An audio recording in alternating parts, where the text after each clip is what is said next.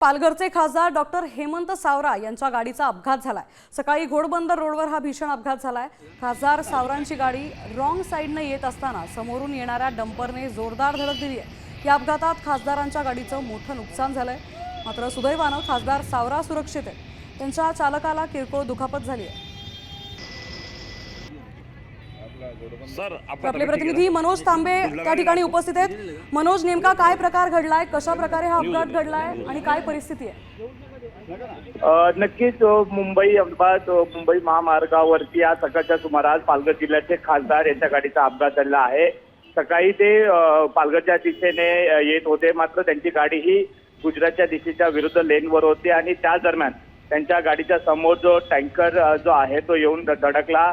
एकच पाहिलं तर या अपघातामध्ये खासदार यांना खासदार सुखरूप आहेत, मात्र त्याचा जो चालक आहे तो किरकोळ जखमी झालेला आहे। गाडीचे मोठ्या प्रमाणात नुकसान झालेलं आहे।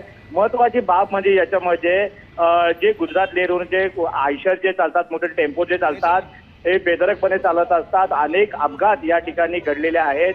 वाहतूक पोलिसांचं कुठेतरी याकडे दुर्लक्ष आहे। विरुद्ध दिशेने देखील त्यांची गाड्या ज्या आहेत त्या हाकल्या जातात। त्यामुळे यांच्यावर देखील कुठेतरी कंट्रोल राहिला पाहिजे।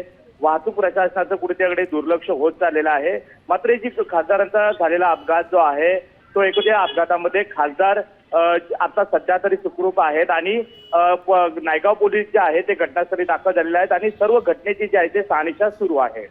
धन्यवाद मनोज, आपण दिलेल्या सविस्तर आढाव्याबद्दल। खासदार हेमंत सावरांच्या गाडीचा आज सकाळी अपघात झाला, मात्र ते त्या अपघातातून सुखरूप बचावल्याची माहिती मिळते।